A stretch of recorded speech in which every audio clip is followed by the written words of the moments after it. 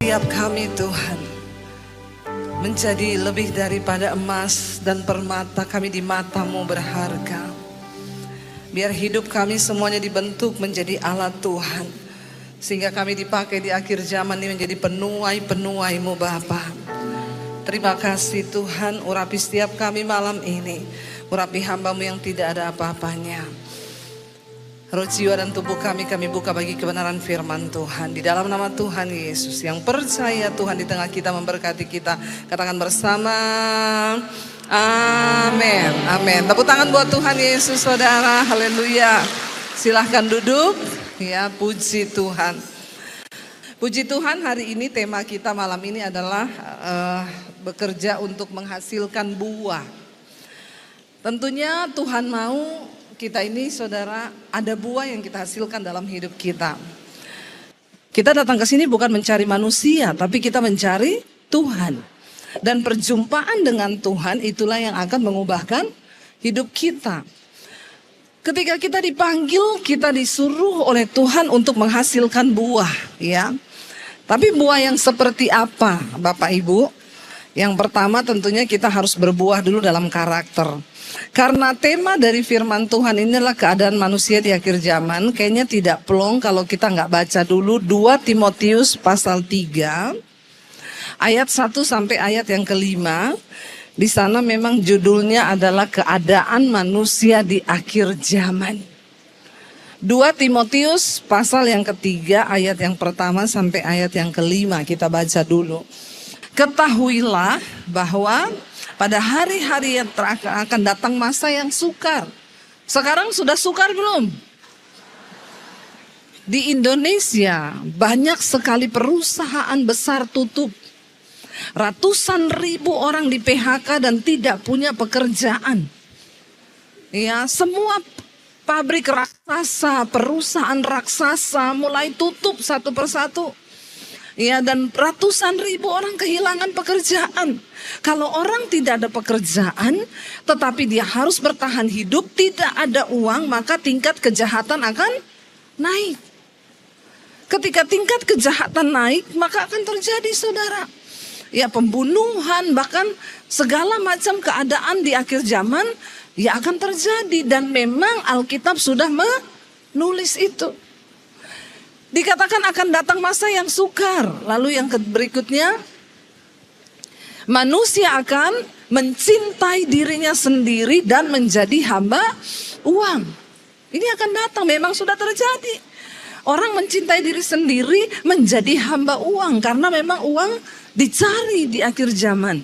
Mereka akan membual, menyombongkan diri, mereka akan menjadi pemfitnah, mereka akan berontak terhadap orang tua dan tidak tahu berterima kasih, tidak mempedulikan agama. Kemarin saya baca berita, di Indonesia sekarang jumlah orang yang tidak menikah itu bertambah, pernikahan berkurang, tetapi orang hidup bersama banyak tanpa hubungan pernikahan. Karena mereka bilang menikah itu rumit. Ngapain kami harus menikah, punya anak lalu bercerai. Daripada begitu lebih baik tinggal sama-sama saja, tidak usah menikah. Orang tidak lagi memperdulikan agama. Nilai-nilai itu bergeser. Ya, firman Tuhan mulai digeser karena budaya, karena kesukaran, karena memang keadaan. Orang bilang daripada kita bercerai karena tidak cocok, lebih baik tinggal bersama saja tanpa ada pernikahan. Hidup dalam persinahan dan kena jisan. Padahal itu Alkitab melarang. Tapi terjadi. Yang berikutnya dikatakan di sana saudara, keadaan manusia di akhir zaman tidak tahu mengasihi. Tidak mau berdamai. Suka, tidak dapat mengekang diri, garang, tidak suka yang baik. Ya, siapa yang suka menjelekan orang? Nggak ada di sini ya. Nggak ada yang ngaku. Ya, suka menjelekan orang. Bergosip, kalau orang Jakarta bilang. Gosip itu apa? Semakin digosok semakin sip. Ya, jangan. Kita berdoa Supaya kita nggak jadi orang yang suka menjelekan orang, tidak dapat mengekang diri, ya garang, nggak bisa diatur. Ya pokoknya mau menangnya sendiri. Suaminya bilang, Pak hari ini saya mau ke mall, nggak boleh. Nggak, pokoknya apa yang saya mau itu harus terjadi. Ibu-ibu di sini tidak seperti itu. Ya, itu yang di luar sana, bukan yang di tenda maksudnya, yang di sana. Ya. Lalu yang berikutnya dikatakan apa saudara? Suka mengkhianat, tidak berpikir panjang, berlagak tahu, lebih menuruti hawa nafsu daripada perintah Allah. Berlagak tahu. Orang Indonesia bilang sok tahu. Sama Tuhan beda tipis. Tuhan maha tahu, dia sok. Nah itu ya, jangan saudara. Hawa nafsu, lebih menuruti hawa nafsunya. Ya, orang itu harus mengekang diri, lebih menuruti hawa nafsu daripada menuruti Allah. Yang berikutnya dikatakan di sana, ya, ayat yang berikutnya. Secara lahiriah mereka menjalankan ibadah mereka, tapi pada hakikatnya mereka memungkiri kekuatannya. Secara lahiriah tiap hari Minggu masih ke gereja. Kalau ke gereja pakai baju baru, ya. Kata-katanya firman terus, ya, nyanyinya rohani, tapi kelakuannya rohana. Ya. Statusnya rohani terus, ya, tapi kelakuannya roh halus. Ini perlu bertobat, ya.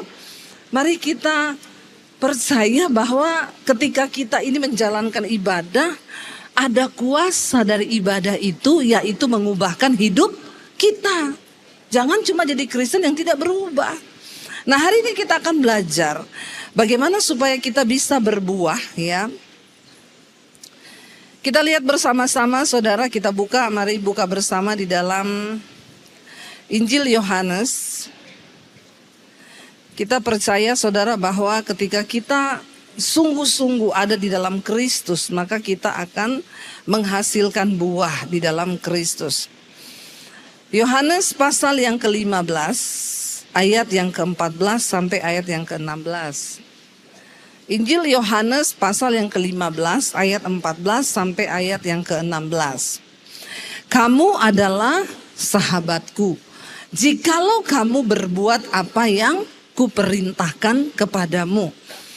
Ayat yang berikutnya dikatakan, aku tidak menyebut kamu lagi hamba, sebab hamba tidak tahu apa yang diperbuat oleh tuannya. Tetapi aku menyebut kamu sahabat karena aku telah memberitahukan kepada kamu segala sesuatu yang telah kudengar dari Bapakku, kata Tuhan Yesus. Ayat yang berikutnya di sana dikatakan saudara, ya, bukan kamu yang memilih aku, tetapi akulah yang memilih kamu. Dan aku telah menetapkan kamu supaya kamu apa? Pergi dan menghasilkan buah.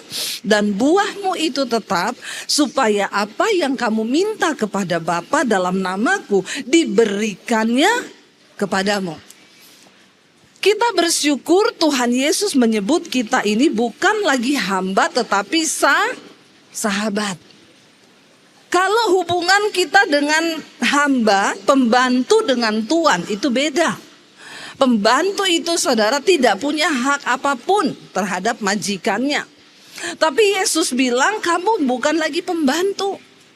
Karena aku sudah memberitahukan kepadamu segala sesuatu. Aku menyebut kamu sahabat. Karena aku sudah membagikan apa yang aku terima dari Bapa, apa yang harus kamu perbuat, dan kamu bukan tidak tahu apa-apa.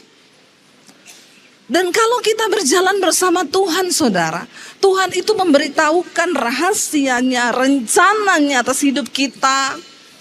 Dan kalau Tuhan yang beritahu rencananya, dia bekerja dengan tanpa batas. Hari ini mungkin saudara bertanya, bagaimana saya bisa menghasilkan buah? Kita semua tidak perlu masuk sekolah Alkitab untuk jadi pendeta, amin. Jangan nanti semua ibu-ibu, kalau gitu saya mau jadi masuk sekolah Alkitab bu untuk menjadi pendeta. Jangan, enggak usah, nanti saya banyak saingan. Enggak ya. Dimanapun Bapak Ibu berada hari ini, itu adalah ladang pelayananmu. Saya cuma mau tutup dengan satu kesaksian ini. Setiap malam di mesbah doa saya membagikan firman Tuhan. Saya berkata untuk menjadi penuai di akhir zaman, untuk menghasilkan buah, kamu harus dengan apa yang ada di tanganmu hari ini. Pergi dan hasilkanlah buah. Lalu saya berkata, kalau Anda seorang guru, jadilah guru yang menjadi penuai. Murid-murid itu adalah jiwa yang harus engkau layani. Kalau engkau seorang dokter, maka pasien itu adalah jiwa yang harus kau layani. Lalu ada seorang guru, saudara. Dia punya anak murid di sekolah itu, anak ini nakal sekali. Satu saat anak ini dia tusuk mata temennya itu pakai pensil. Ya, dan masuk ke dalam mata sehingga orang tuanya datang ke sekolah, mengamuk di sekolah. Dan anak ini dipaksa untuk dikeluarkan dari sekolah. Lalu guru itu teringat bahwa itu adalah jiwa yang harus dia layani. Dia meminta izin sama kepala sekolah untuk mengizinkan dia melayani anak ini. Lalu dia diizinkan, dia panggil anak ini ke kantor. Dia tanya sama anak ini, kenapa kamu menjadi nakal seperti itu? Di rumah setiap hari bagaimana orang tuamu? Anak itu nangis dan bilang, aku setiap hari lihat mama papa berantem. Papaku mukul mamaku, mamaku nangis. Dan anak ini dibesarkan dalam kepahitan, luka batin. Dia melihat orang tuanya berantem di rumah. Lalu guru ini mencoba untuk memanggil orang tuanya datang ke sekolah. Waktu dipanggil datang ke sekolah, gurunya bertanya, ibu, bapak, bagaimana bapak dan ibu hidup di rumah dalam pernikahan? Mereka jawab, oh baik. Kami berdua baik-baik saja. Rumah tangga kami baik. Itu yang saya bilang, banyak orang sakit tapi merasa sehat. Padahal sakit. Akhirnya gurunya ini kan tidak mungkin melaporkan, oh anak kamu bilang kamu di rumah bertengkar, kamu di sini gini. Gurunya cuma bilang, oh iya, kalau begitu tolong perhatikan anakmu. Malam harinya ibu guru ini mengirimkan khotbah saya kepada mama anak ini. Dia bilang begini, ibu dengarkan khotbah ini ya. Saya berdoa supaya kita sama-sama berdoa supaya anak ibu bisa dipulihkan. Supaya dia tetap bisa bersekolah di sini. Lalu ibu itu mulai mendengar khotbah saya.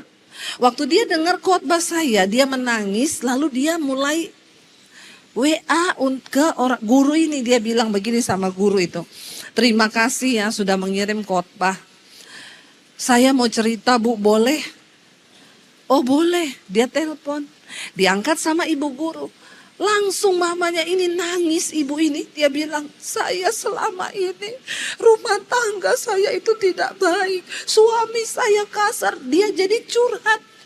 Bayangkan di luar sana ada begitu banyak ibu-ibu yang hidup dengan hati yang terluka. Tidak ada tempat.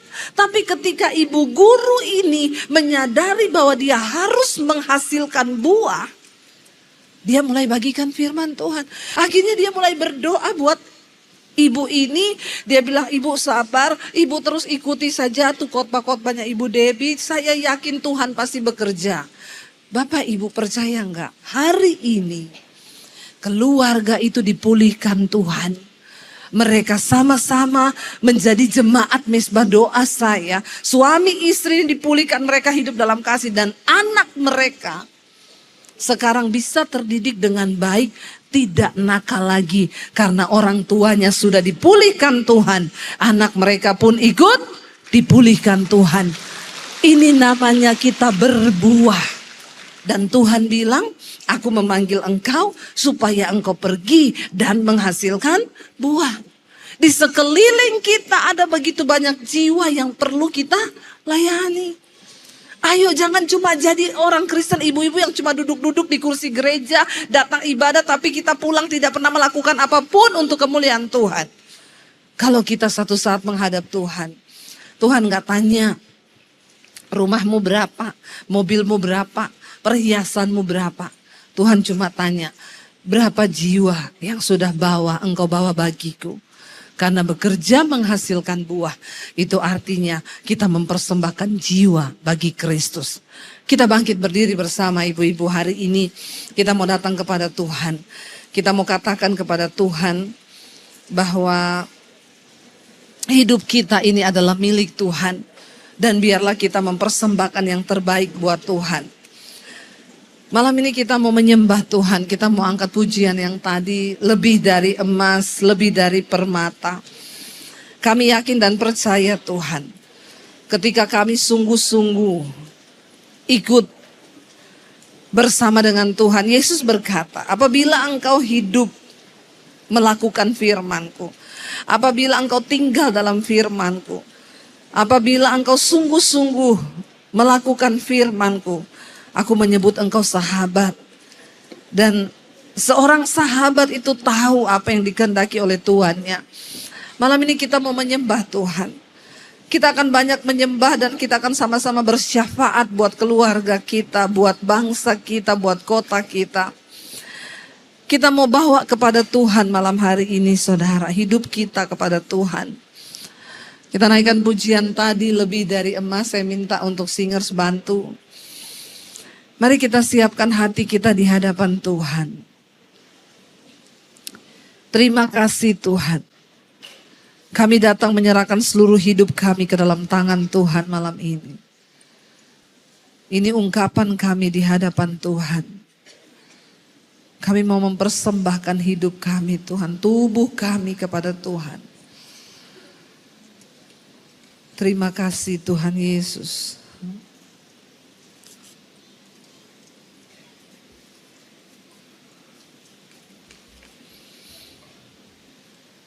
Buka hatimu malam hari ini. Persembahkan hidup yang terbaik kepada Tuhan.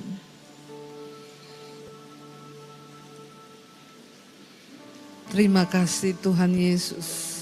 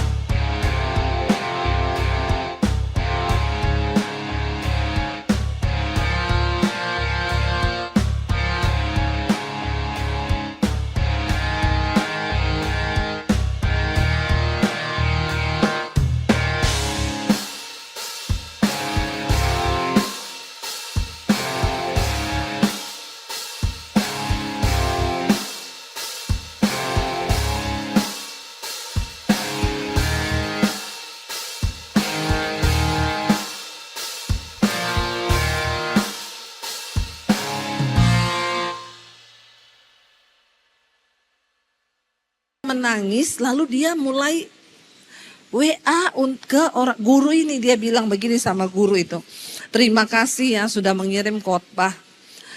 Saya mau cerita Bu, boleh? Oh boleh. Dia telepon, diangkat sama ibu guru. Langsung mamanya ini nangis, ibu ini. Dia bilang, saya selama ini rumah tangga saya itu tidak baik. Suami saya kasar, dia jadi curhat. Bayangkan di luar sana ada begitu banyak ibu-ibu yang hidup dengan hati yang terluka. Tidak ada tempat. Tapi ketika ibu guru ini menyadari bahwa dia harus menghasilkan buah, dia mulai bagikan firman Tuhan.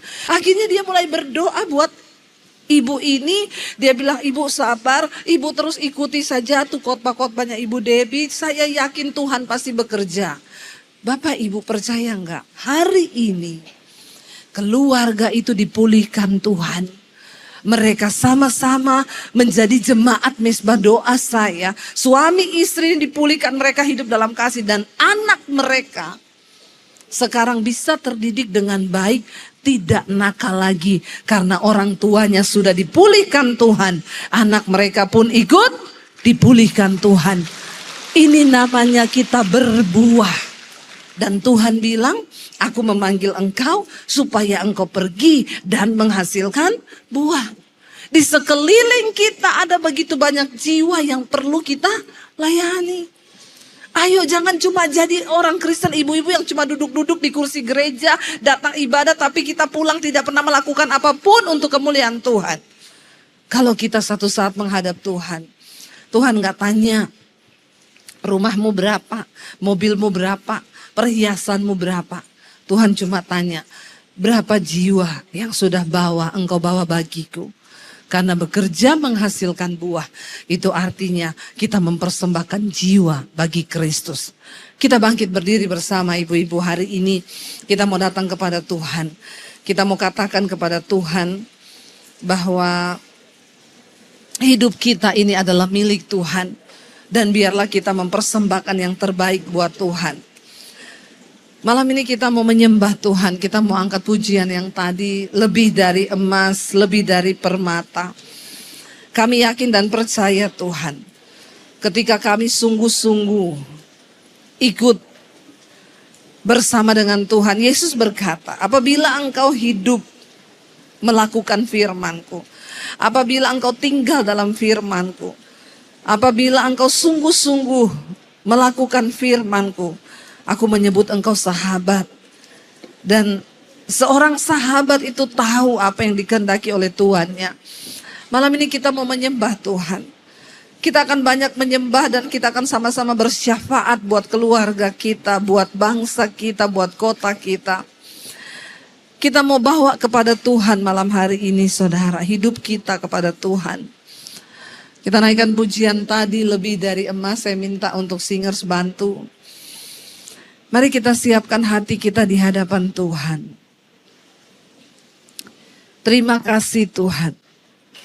Kami datang menyerahkan seluruh hidup kami ke dalam tangan Tuhan malam ini.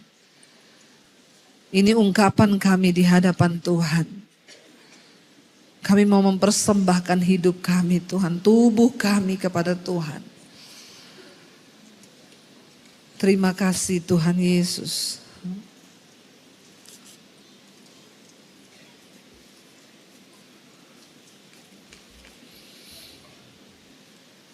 Buka hatimu malam hari ini. Persembahkan hidup yang terbaik kepada Tuhan.